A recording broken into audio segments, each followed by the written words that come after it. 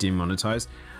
Yeah, no, I that's just niche. Niche always gets pushed out in YouTube. That's literally what their game is. They lean into what makes money, and I don't necessarily blame them, but it's a loaded dice for what they've built there. Anyway, let's jump into the news, shall we? Let's do it. News time.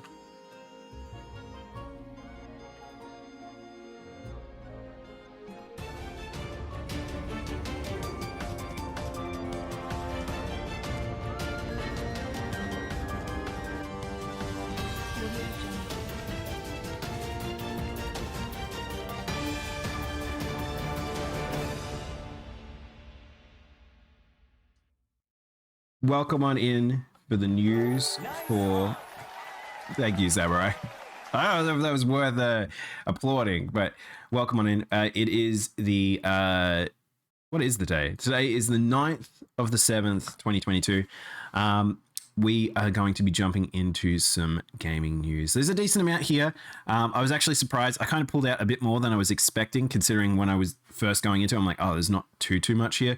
But there's some interesting stuff that's worth jumping into. It's Klonoa Day. Klonoa didn't come out today, though, Storm, did it? I felt like it came out a few days ago, didn't it? Or am I wrong?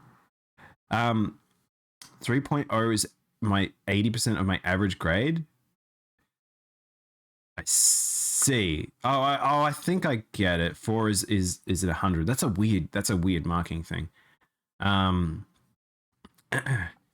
It came out on the 8th local time. Oh, I see. So it only just came out. All right, well, we'll talk about that in the news shortly. But let's jump on in. We'll start with the general news. There's not a lot of general news. Like I said, bit of a weird week, I'll be honest. So, One Piece Odyssey. So 18 minutes of gameplay. So they put out more footage. So if you guys are looking forward to this game, which I think I am, and probably even more so, and this probably explains why this project got a decent amount of money from Bandai Namco. The fact that they've been brought in and they're actually being turned into essentially a partnership with Bandai Namco is pretty cool, because they must be doing a good job. Bandai Namco must be quite happy with them to have done this. But yeah, if you want to see more footage, there's 18 minutes out there. It really does look kind of Dragon Quest-y, but that's probably okay. I think it kind of suits One Piece in some degree. So we'll see. Hopefully it's fun, but we'll know probably closer once people get their hands on it with it. Monster Hunter Rise Sunbreak sales pass 2 million. This has sold very, very well. So I'm very excited. This means that Capcom's doing absolutely fine. There is without a doubt a new next-gen Monster Hunter game being made, if this is the case. Considering, I've talked about before, the new not Unreal Engine, Resident Evil engine is going to open up so many doors, and we've already seen it with Street Fighter. When Monster Hunter takes advantage of this money, this focus, this will be returned tenfold. So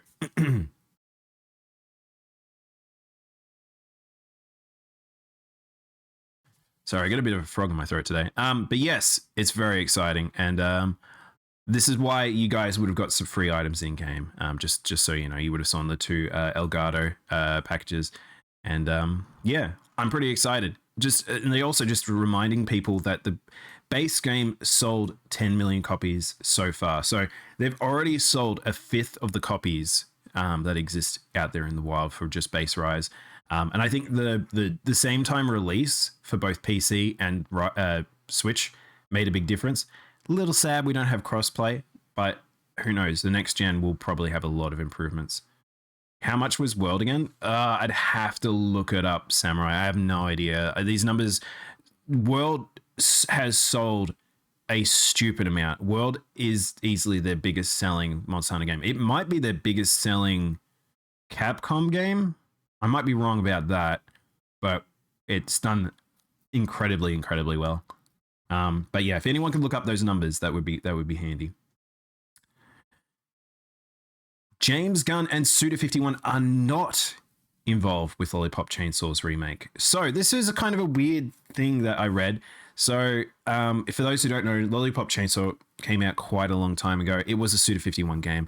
It was kind of wacky. It was kind of fun. I think James Gunn's involvement made a pretty big difference, because I think that that game came out a little bit better than it probably had any right to be, but at the same time, it was just a little bit weird, jank, and strange. I can't believe Lollipop Chainsaw is getting a remake. It was a fucking fever dream. It really is. It's a strange game. It's genuinely a very strange game. But the thing is, it was a strange game with these two at the head of involvement. And getting a remake was kind of not really expected. But having a completely different company, not even having Grasshopper working on it, is really, really strange. So I don't know how this is even going to turn out. I don't know who really is spearheading this project, but I guess we'll know more in the future. But I'm curious about how rights ownership are about this. I think maybe just Suda just signed off on this, maybe. But we'll see how this goes. The first game, the original game, was not the best thing ever, but it definitely had a little bit more polish than some other Grasshopper games. And I'm curious if this company can actually pull it together, because they're kind of an unknown company as well. So, but yeah, just a bit of weird news there. Rockstar winding down Red Dead Online updates and will focus on GTA 6. So we've known this has been rumored for a little bit. Apparently, people's titles are being shifted within Rockstar, and we heard a few more hires and things like that. Another team was being brought from one project to another project. It sounds like it's all being confirmed now. It sounds like Rockstar is shifting full focus to GTA 6. Apparently, they were also going to be working on some other extra content for, I'm not sure if it was Red Dead or if it was GTA 5. But supposedly there was a point there that they were actually working on something, and then they all got pulled off it, and now they put on this. So it looks like GTA 6 is most definitely in development, and it's actually they're trying to speed it up. So they've probably got the bases down. They've probably got the vertical slice already. They've probably gotten to a point where they know what GTA 6 is going to be, and now they're going to start heavy development. So still probably going to be a few years off, I would say, but it seems like we're now in the midst of, like, we will hear nothing for some time from Rockstar as they work on this stuff. But yeah, we'll see. Upcoming events. So if you guys didn't see, there is a few events announcements that came out. First one is physical events are coming back. BlizzCon is going to return in 2023. BlizzCon used to be, I remember when I was a teenager, this was the coolest fucking shit. To me, BlizzCon was like so cool, and I always wanted to go one. They became a little bit of a, as time has gone on, they're kind of a bit old hat. They kind of sit in this weird realm now. But considering what Blizzard is now, it's kind of a weird vibe to have them still doing physical community things. But because of COVID, they obviously stopped doing it. But they're bringing back their events in 2023, and I don't really know what form that takes because of a lot of the changes of how Blizzard is, because of how few games they're actually releasing, and just public sort of perception right now. So Blizzard's still big though. You can't reject the idea that WoW and all their other games are still selling like crazy, but it is a bit of a weird thing to see that they haven't got too much in the pipeline from what we know to have a big event come back. But who knows? Maybe they'll drum up some excitement. Maybe they'll do some announcements. Gamescom lineup includes Xbox, Ubisoft, Tencent, 2K, and more. So, Gamescom. So, we're out of the realm of Summer of Games and E3. We're now into the realm of Gamescom. We're now prepping for Gamescom. And it's going to be doing a lot of the normal ones we see, but then some other ones that we're not used to seeing, such as Tencent. So curious what they're actually going to be bringing to the table, because even Sega apparently is going to be there. Bandai Namco is going to be there. And yeah, heck, even apparently Moyo is going to be there. I didn't really realize that. So it looks like Gamescom is going to be actually building up their sort of global appeal rather than being, if you guys don't know, in the past, Gamescom has been very kind of European. Like it is in Germany. It's a bit of a difficult thing for a lot of those companies to justify going there. It's also a weird time in the year because it's not normal announcement time. So Gamescom has always been in that sort of in-betweeny sort of state that they kind of have. This is where the double A's or the single A's kind of live. The Europeans kind of live. But it seems like because of the push on how China is approaching things and because of how Japan is now trying to branch out in terms of their Western appeal, that might makes a bit more sense why they're being there and stuff like that. But yeah, so we get to look forward to that. Hopefully it's a big event. This could be on the road for maybe the biggest Gamescom event, if that's the case. But one thing to note is that they actually did in-person last year, so they're doing in-person again this year, but I don't know how much digital they're going to do. So sometimes these announcements that are associated to Gamescom will not be in the same way. They don't do a online presentation necessarily, but we'll see. We'll see. And the big one. All right, let's jump into the big one, which is E3 is back. It officially has been re-announced. E3, for those who don't know, has had a pretty sordid history recently. COVID really devastated it. But ReedPop, the PAX organizer, PAX being the biggest convention circuit, at least in pop culture, is doing a return for E3. So basically, they're I don't know if they're essentially partnering, or they're kind of got some rights to them now, or how this is kind of working. But yeah, Bandai Namco will be there. Maybe Nuclear. Oh, game. Stop. But yes, this is kind of crazy. E3 has always been this weird thing since the purchase from ESA, where it's like, will E3 be dead? Is it dead? Is it no longer going to exist? Can it exist in the modern sense? A lot of companies don't want to be involved with them anymore. It's a lot of journalists don't want to go to it. Like, there's a lot of stuff in terms of E3 was kind of almost a relic of older games media, but it still kind of works. We've already seen it still kind of works. But in what form, I'm not sure. But this is kind of interesting because PAX having involvement with it suggests that they're probably going to have a little bit more physical presentation again. And whether or not it is going to be one of those situations where it is open to the public, because E3 used to be just for journalists. It used to be closed door announcements. It was the time in the year that all the big organizers got together so they could get all the journalists together so they could get all the announcements out at the same time. And so it was a controlled event.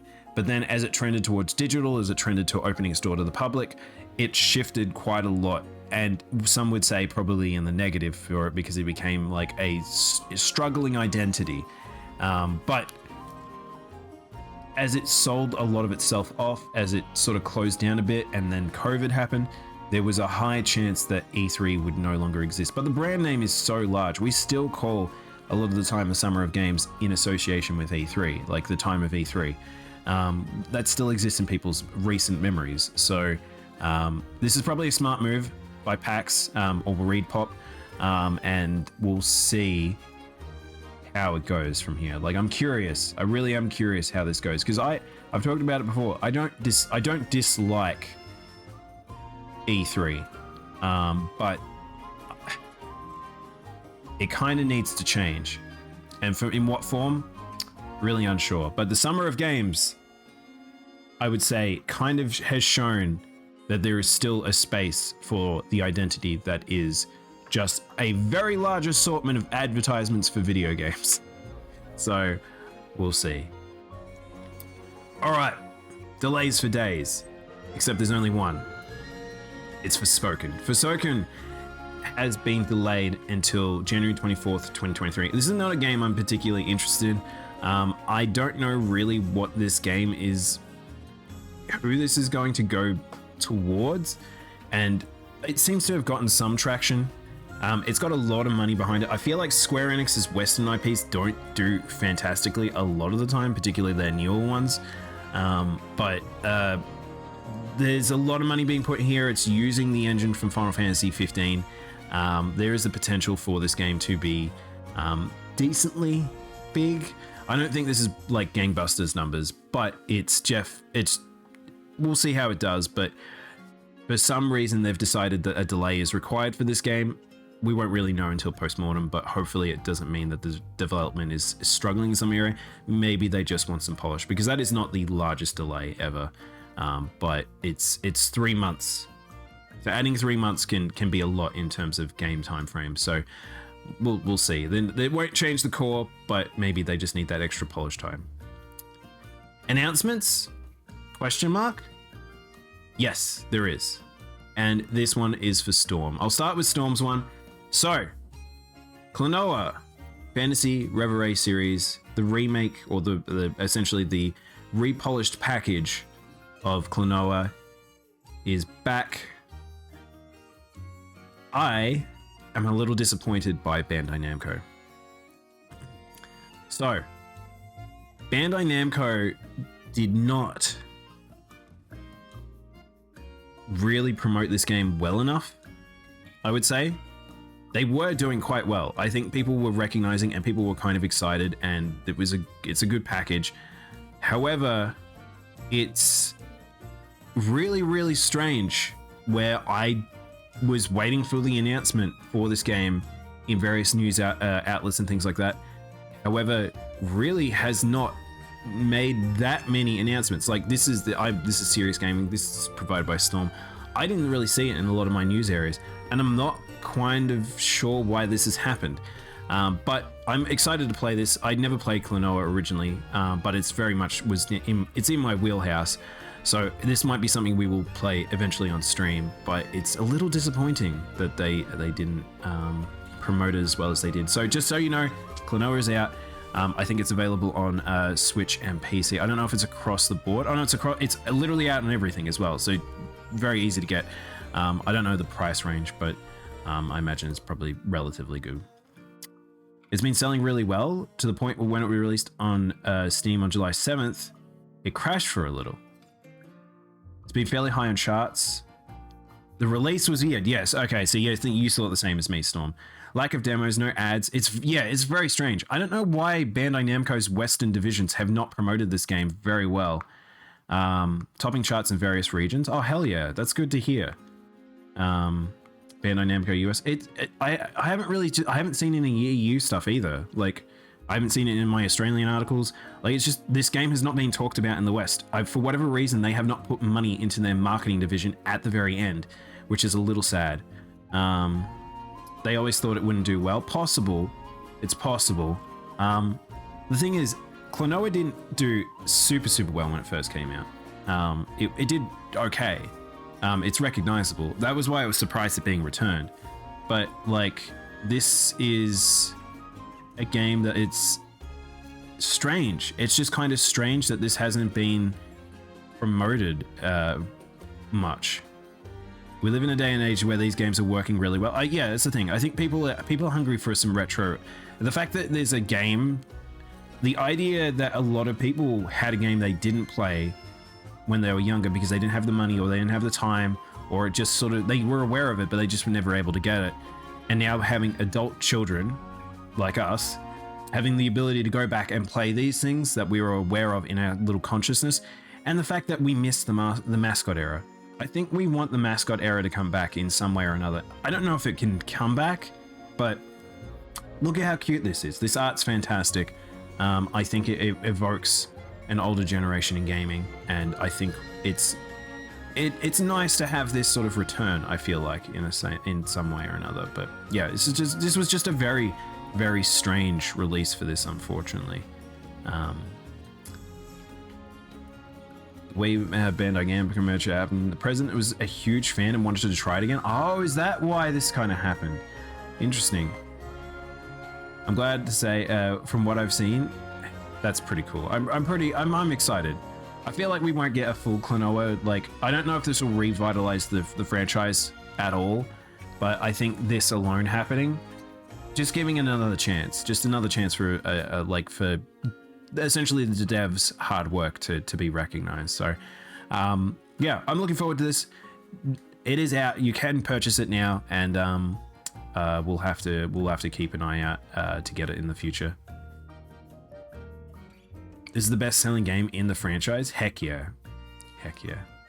Speaking of weird retro things, Gun launches August 2. So I've talked about essentially retro being like in right now, a lot of nostalgia.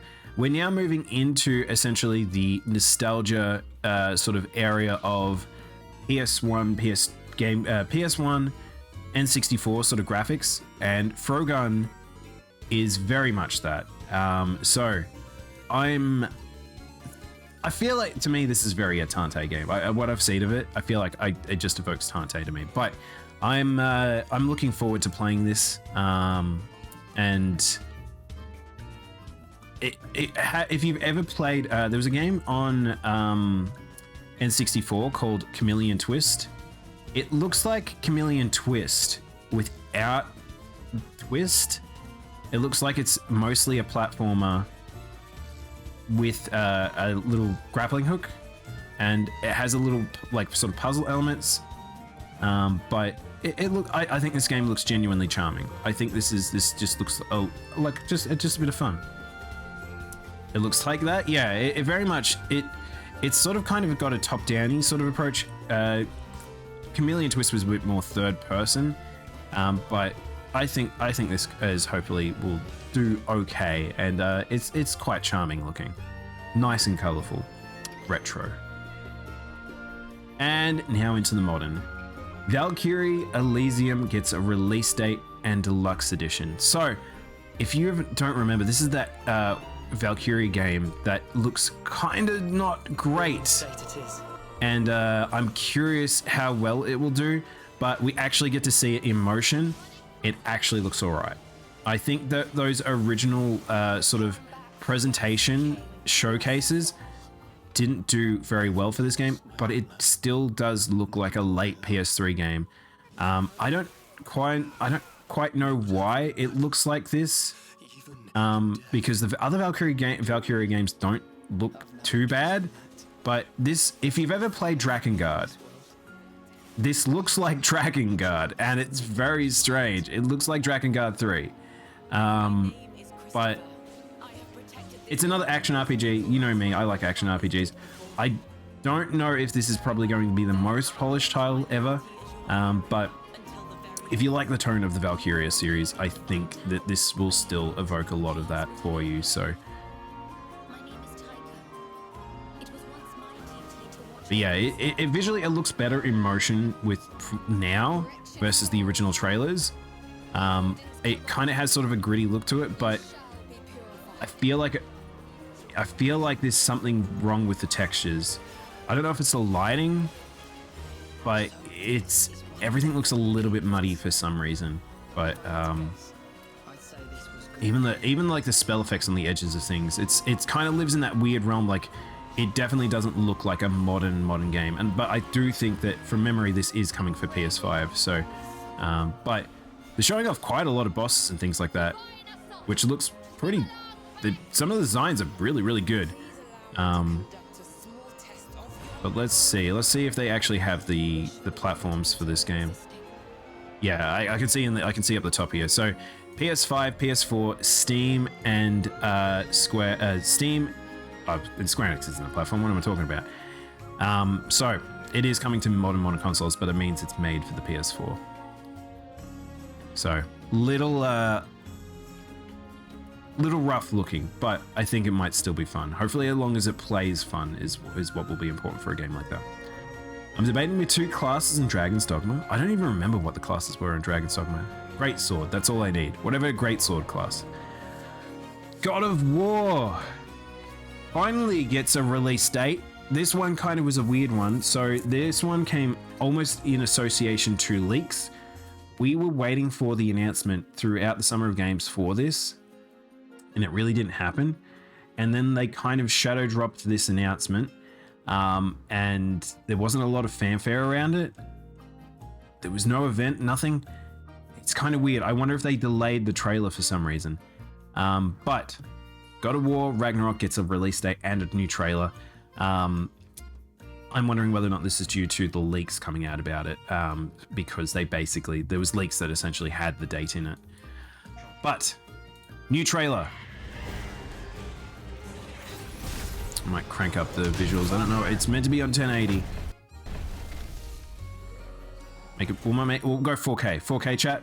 When you are at your weakest. Oh God. Chris's voice is so good. A burden too heavy to bear. Remember this. You are not alone.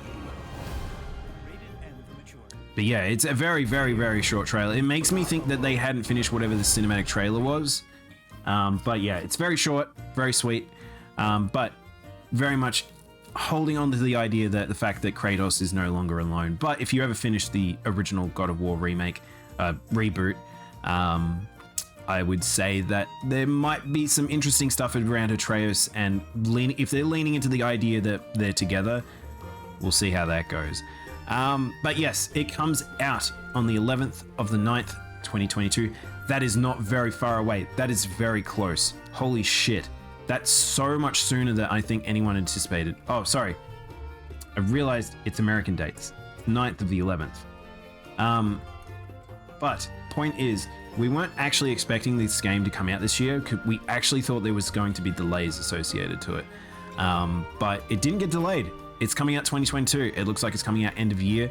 So it's going to be a part of the November sales rather than the October/December sales. So probably fine. This will do well. This game will sell stupid numbers. I'm looking forward to this. If you've not played the reboot for base God of War, it was very, very good. So we can look forward to that.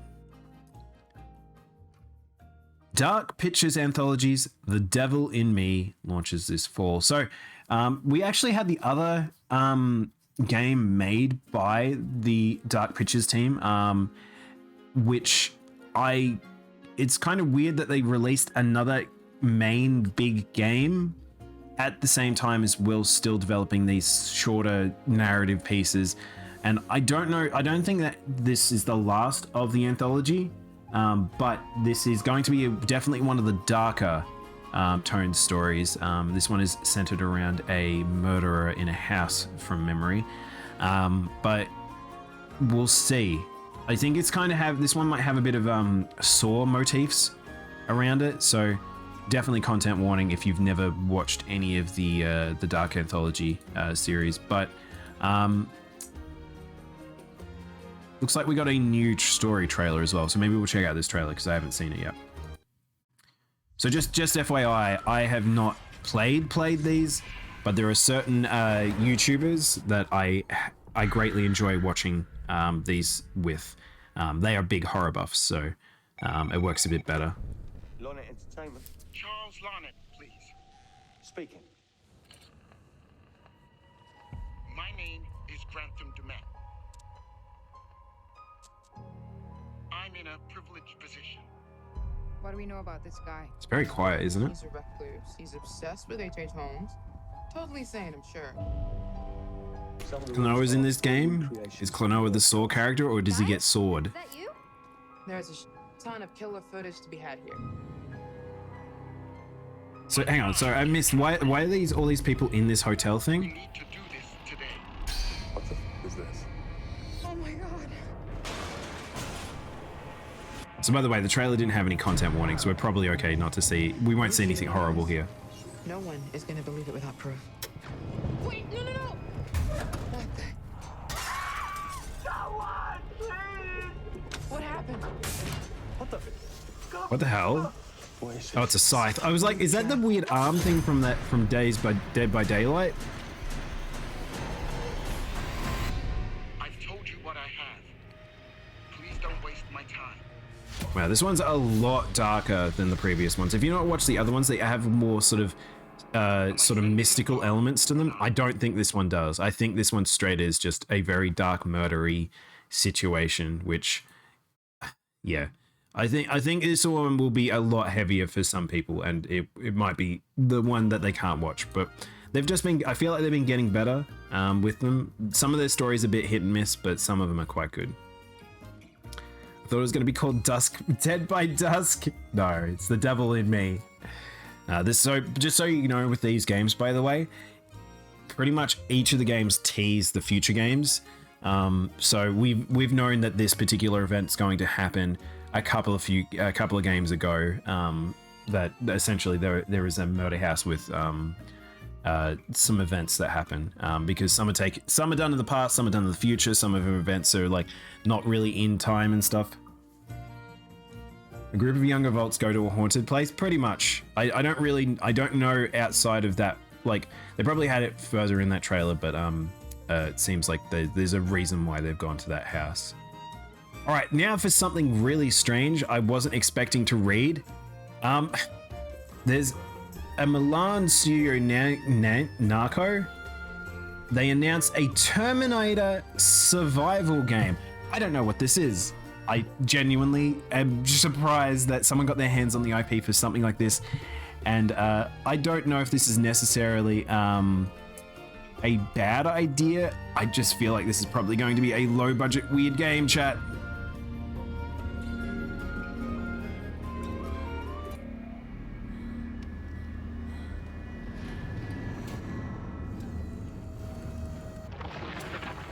I think it just looks like it might be just a CGI trailer. Yeah, pretty much that's it. Dun dun dun dun dun. But yeah, I don't know. It's very very strange. I don't know why this is kind of happening. I don't know. It doesn't really even detail what it's going to be. It doesn't talk about essentially if it's going to be a like 1 versus 4. It doesn't talk about whether or not it's like survival in an open world. It doesn't mention open world, but we'll see. I don't really know anything about this studio either, but yeah. Do you play as the Terminator or a random guy? I'm wondering whether or not Samurai it's essentially another 1 versus 4 situation. Because that's when they refer to survival these days, I think that's what they mean. I don't think they necessarily mean Rust style, like there are Terminators around in the world and you have to get materials and try and survive. But who knows? It doesn't even detail if it's multiplayer or single player. We just really don't know. Have you got this is the list of games they've made? It's going to be like the DBZ survival, so it's 1 versus 4. The only game I've heard of them is B Sim. Oh god, this doesn't bode well, does it? Oh, their website's not really loading, is it? Oh, I'll let that load up. I just want to see if they really don't have any other details. Literally no other details. So I guess we'll see. Except. Oh, okay. Oh shit. Okay. Vampire the Masquerade Swan Song. Oh, Train Life Simulator. Okay. All right. I think this is just them. I think this is just that company. I don't think it's the Milan studio specifically. Oh, Roguebook just got announced. So that's like a modern game that just got announced. Okay. So they're kind of a weird sim team. Oh god, Werewolf the Apocalypse. Oh, I forgot about this game. I'm curious, did this game even sell at all? Like, I don't know what this is either. Nintendo eShop lied to you? What happened, Indominus? It's like it gives that vibes. We literally have nothing to go on Storm. We literally have no information at all. But information we do have is N64 gets a new Switch online game. Pokemon Puzzle League! Yay! This should have been my big news for the week. Honestly, I was so excited when this news dropped. I didn't believe this was going to happen. I was so excited. For those who don't know, I really like puzzle fighting games. I think that it's a genre that is like super dead, and it saddens me because some of them are just so fun. And I played the absolute living hell out of this. This is Tetris Attack. For whatever reason, Paddle Daimono or Tetris Attack didn't continue, particularly in the West. And it survived through a Western exclusive Pokemon anime. game. It was really weird. It's very strange, chat, but it is. This game's so much fun. It's so cheesy because it has voice line dialogue from the Western anime. It has the songs from like that were made by the West as well, and it's just fun. Had a lot of regional variants. It's very strange. It's kind of odd that what happened to Tetris Attack. But yeah, I'm very excited for this. We'll definitely be playing this on stream. I might play this on Monday in the morning. We'll see. I don't know if I want to do a full thing with it, but just because I don't want to burn out on Monster Hunter, but I kind of really want to play this. But yes, Storm has noted the other piece of this article, which is Custom Robo is the next lined up game. V2, I'm fairly sure this might have been the first Custom Robo that came to the West. Correct me if I'm wrong, chat, but this is the first one I was aware of. So people will be very excited for it.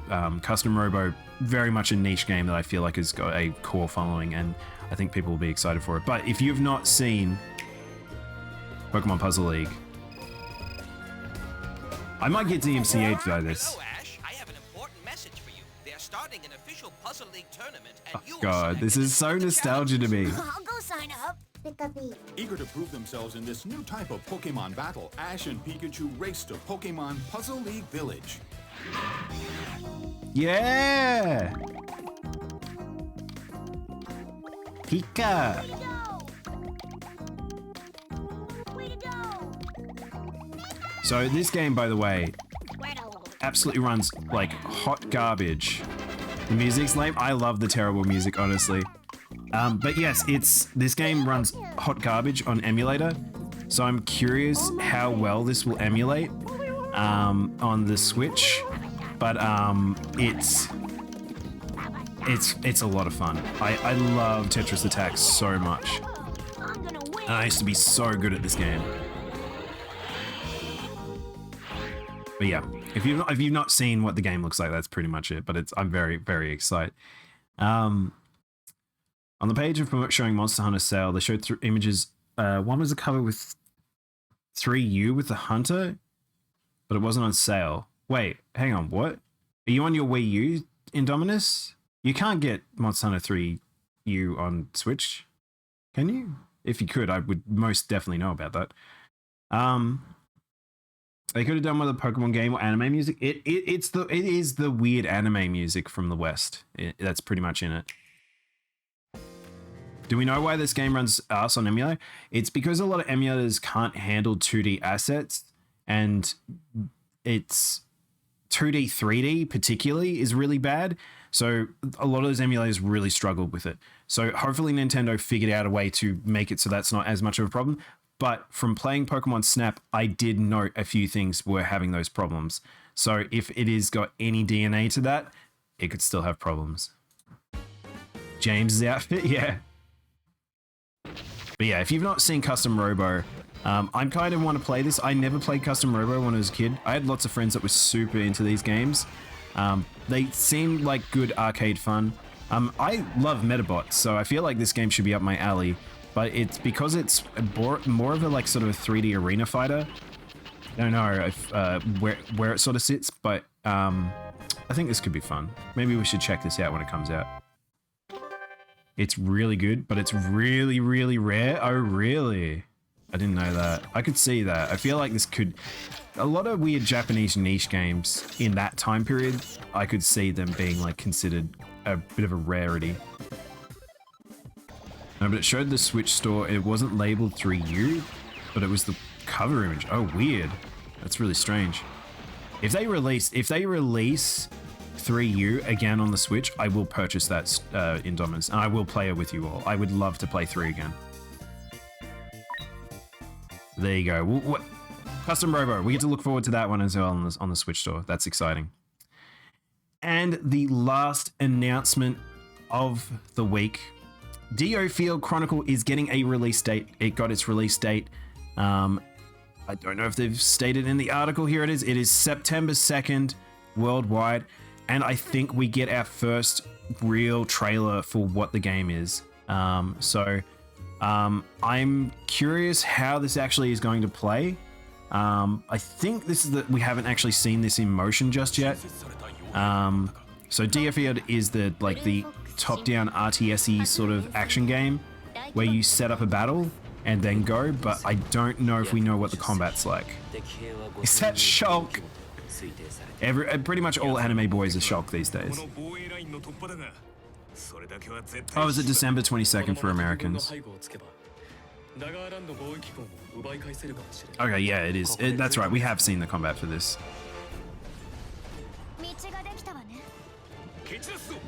Bit of Fire Emblem-ly. It's 22nd worldwide. I'll double check. In the article I had September there, but こちらの出方次第で起きるのは資源戦争だ。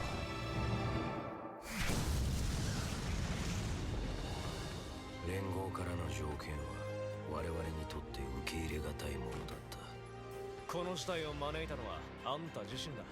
Oh man, they kind of got puppet vibes, don't they? I don't know if that's deliberate. 時が来るまで待つ。それだけだ。この国を正道に導くため。 It's got good 2D art, I would say that, but I feel like it's going to be interesting. I'm curious how well this will sell. Because RTS games are back, but only to a degree. I think Japanese RTS games are kind of back. But it definitely looks like it hasn't got it's one of those Square side projects where it doesn't have full funding. But yeah.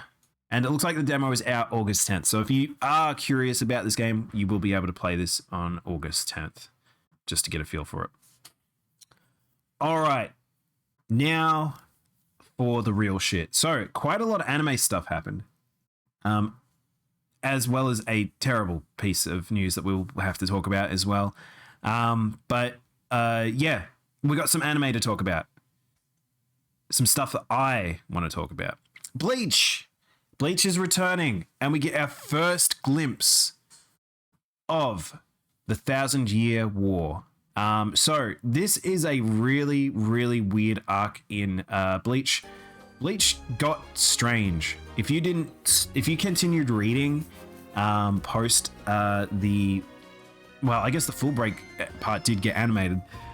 They did move into Full Break and then into the war. And this is where the series basically ended. And Kubo really burned himself out. He really got to a point there where he couldn't make his manga anymore, and he needed to kind of stop. And it ended in a funny way. That's how I feel about this. And I don't know if this anime version of this will fix some of the visual element issues, because there were a lot of panels where they were essentially character with white background and the character wasn't super detailed. It got really bad at times. For a man that was so good at doing stylized pieces, it became very bland at times, unfortunately.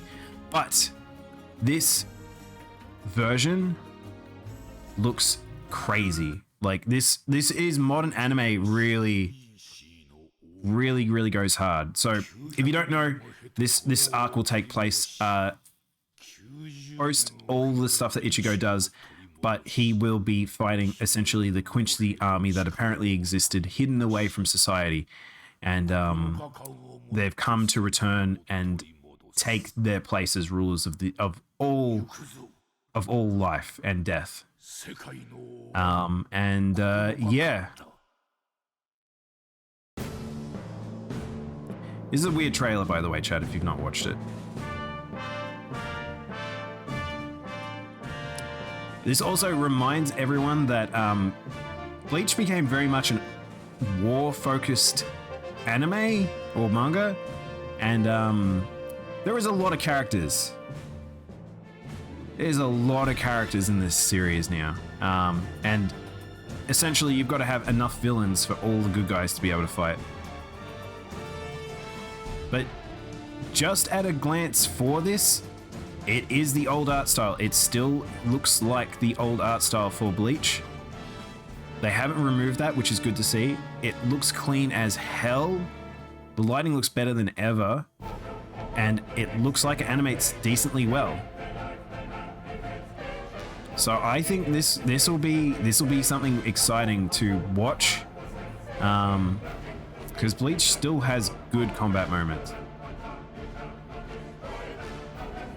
as it goes through all the characters. Like I said, there is a lot of characters. This isn't something that if you haven't watched the original, I don't think you'll be able to just jump in. This is something you kind of need to know, the old series, and I don't know how they handle that. This really is for fans of the series.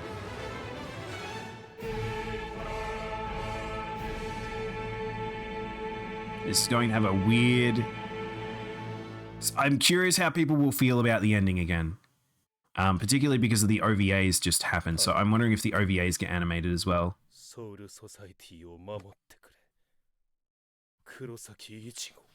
Also, Ichigo gets his powers back fully again, as you may have noticed. Can't keep a boy down. Can't keep a boy down. Speaking of weird returns, we talked about this last week, or not last week, was it last week or the week before? Trigun Stampede got announced. There was teased that Trigun was going to be returning for the celebrations, and it did. And it returned in a way that I don't think people were expecting. It is straight up a prequel. We are getting a prequel, not a redo of the proper story from the manga. Instead, we are getting a strange prequel.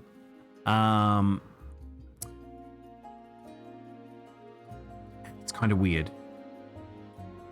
Bandai Namco were at the Anime Expo. I didn't know that. That's the thing. Anime Expo is very big in Japan.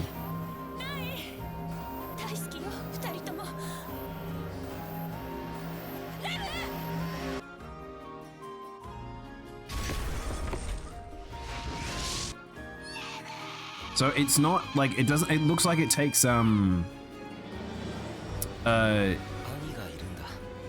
It looks like it takes place in the proper universe. This looks correct. But it looks like Vash is younger. And it is 3D. The art style looks pretty good. I don't think it looks like Trigun. Here's the problem here, chat. That doesn't look like Vash to me. I don't think it has the energy of Vash. I don't think it has the energy of Trigun. I mean, Knives sounds right. Bashu. So yes, it is a prequel. I think this could be good.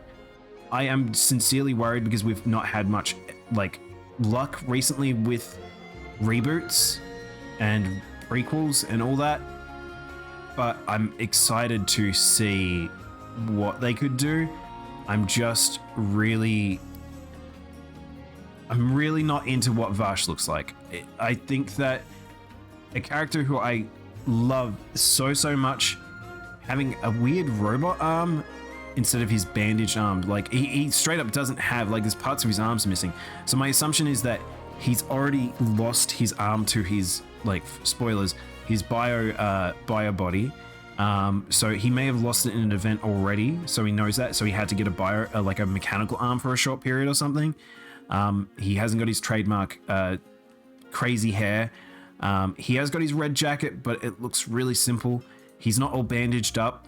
He looks still so young. And I don't know.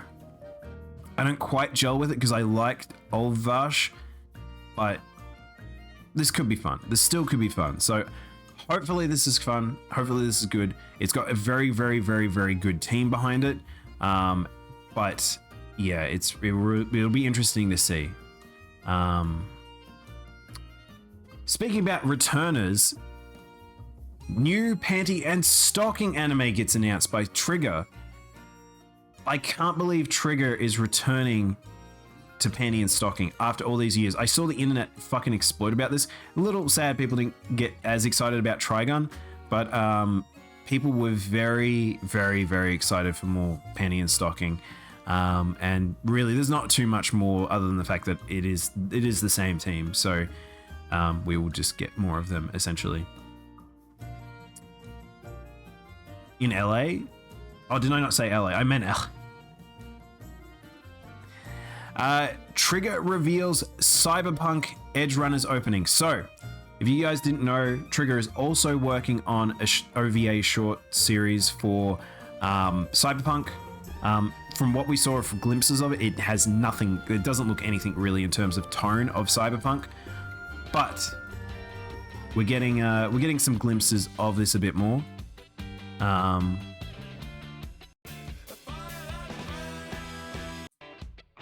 Oh, I might not. This might be DMCA, so I'm just going to click through it.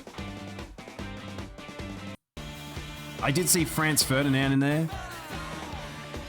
Yeah. This is I'm gonna have to mute that one. But yeah. I guess this really doesn't. It just has visual glimpses of the style. Again, we still don't have. It's just the opening. We don't actually see anything to it still, but it's probably because it's just so short. CD Red, where's the DLC? Surely they do make DLC for it at some point, but yeah. Oh, there is an exclusive clip there. So there is a little bit of footage out there, but not here. I kind of want to check it out.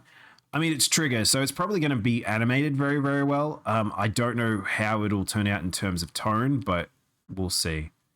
We'll see. 2077, yes, 2077. Just to clarify, Cyberpunk 2077.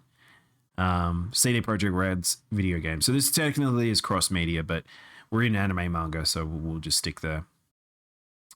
Now for a crazy one. For those who didn't know, Hunter x Hunter has been on a hiatus for so long. It's coming back. It sounds like the creator is finally getting to a point where we're going to see it. This was weird though, because he also teased it with like a detailed sketch from Hey from Yu Yu Hakusho, which he did originally. I'm very, very confused by this as the promotional piece for it. I doubt that he is going to be involved in Hunter x Hunter, but gosh, this series is so close to an end in quotation marks that it's like after the series has been on a nearly 4-year hiatus, and where they are, they're just trapped on a boat. Like Berserk was trapped on a boat for a long time. We're trapped on a boat in Hunter x Hunter too. Like it's kind of mad that the series has just been trapped for so long. But we'll see. We'll see. He's going to. Again, it says it's unclear how many chapters or volumes that he plans to be releasing, but he apparently has almost finished the chapters he wanted to do. So maybe he might just do a burst of releases. But who knows? Maybe we're actually heading towards the end of Hunter x Hunter in some form or another. But yeah, I have really no idea. All right, chat. It's tonal shift time. We need to talk about this. So this is a big thing. A lot of people actually got in contact with me about this one. This one is quite sad. Yu-Gi-Oh's manga creator Kazuki Takahashi has died. This one's quite rough. So Takahashi was only 60 years old. He unfortunately passed away seemingly alone on holiday. He was found on a beach. And yeah, no one's quite sure what happened. I guess it's still being investigated to some degree, but he has unfortunately passed away. And yeah, the Yu-Gi-Oh community took this one quite hard. This one's quite rough. This is a man that was extremely passionate about the IP he created. He absolutely loved that he created Yu-Gi-Oh. He loved working on it. He's been involved throughout the generations of both the card game, the anime. He did animation cycles for the latest anime movie. This is quite sad. It's one of those things where it's crazy to see such a content creator, such as themselves. Like he was only 60. That's not that old, and for him to have a situation like that where he was still making stuff. He was still involved in like Yu-Gi-Oh related IP stuff. He was working on other things himself. Like it's just sad to hear that happen. And I've seen quite a few heavy notes from other content creators who basically they're based around Yu-Gi-Oh. They're pretty devastated. because this is one of those people where it's like you never met a person, but you couldn't have imagined someone changing your life as much as they did. And yeah, this is quite sad. But his legacy will live on. Yu-Gi-Oh is not going anywhere anytime soon. Cross Duel, I wish I actually grabbed the article, but Cross Duel is actually just released on mobile. It is a gacha game, but Konami is not going to let Yu-Gi-Oh go anywhere. They have been in control of the IP for a while, so it's not like it's going to change its identity or anything like that. But it's definitely one of those things where Master Duel is the biggest Yu-Gi-Oh has ever been. Raise your Duel Disc to the sky and summon your strongest monsters. Just shoot your Slifer into the sky. But yeah, it's kind of sad that this has occurred, and hopefully his family and friends are doing okay with this announcement, and we all thank him for his efforts in creating Yu-Gi-Oh! I think that this is a card game that I grew up with as a teenager, and I'm still playing it as an adult. Really shows just he figured something out in terms of a tone for a card game, and it just stuck. And so many other card games in Japan are based on the idea of what Yu-Gi-Oh is in terms of tone and style and play and how anime. He's shonenified this type of play style, and it worked supremely well.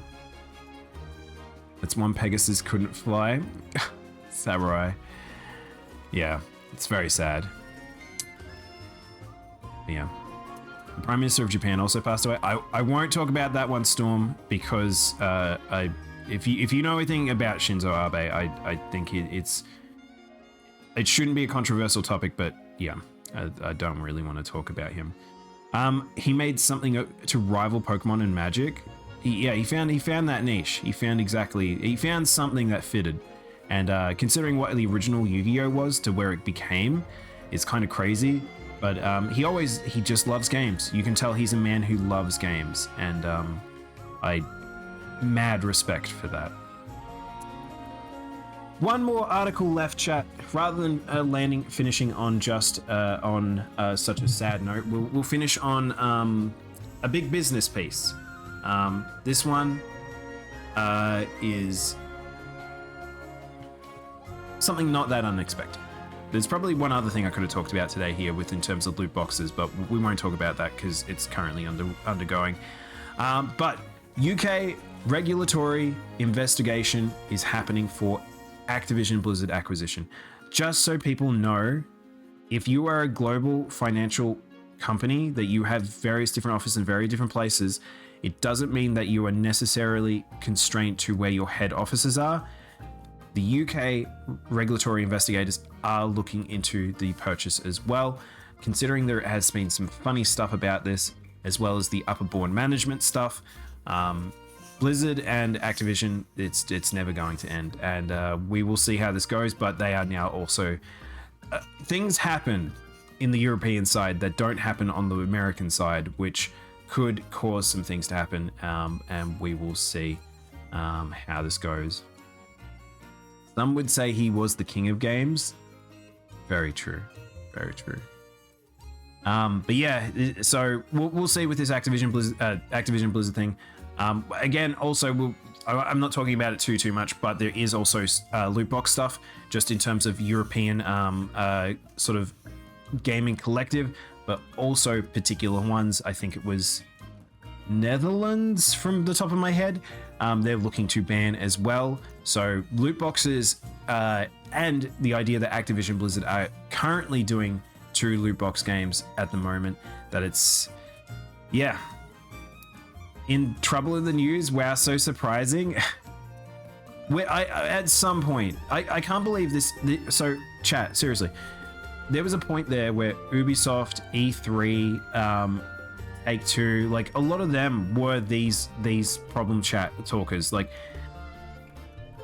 but EA is probably has always been the longest in terms of just being shitty. Blizzard Activision is like approaching that point now where they are like the bad guy of the industry, and we will not stop talking about them because they need to change. and it's kind of gross. Just a lot of the things that that comes out about them, and corporatism is a dangerous, insidious thing, and AAA games. People love to love them, but they are made to be hated in some ways. So, oh well, we'll see. We'll see how this goes on. But definitely, it's not over yet, Snake. I'm waiting for EA to be like, you dare to take my throne? Yeah. Dang EA. I don't know. Anyway, that's all the news for now. Hope we got through quite a few articles. We had some highs and lows. There's some crazy stuff happening. Like I said, we're on the downward slope now. We're going to cool off for a bit. We're going to have a little bit less news for a little period, just because we're in between announcement periods, but the industry keeps moving. So we'll see how some of these stories we've talked about today and over the past few weeks sort of develop, and we will probably have some left field. I can't predict ever everything's going to happen. Crazy shit going to happen. Anyway, thank you all for hanging out with the news. I'm going to take a quick break now, and we're going to do some Monster Hunter. Samurai, did you want to jump into voice chat nowish, or for the session now, or do you want to do a little bit later? Because I'll probably be breaking this session into two, so I won't break it into two, but I'll do we'll do some Monster Hunter now, and then I'll take a break, and then we'll do some more Monster Hunter after. I can do it now? Okay, cool. All right, well, I'm going to take a quick break, chat. Samurai, if you want to jump into Discord, I'll meet you there soon, and I will catch you guys all very shortly in Monster Hunter. I'm going to take a quick break, have a quick drink, go to the toilet, digest the news that we've just consumed, and yeah, we'll be back very shortly.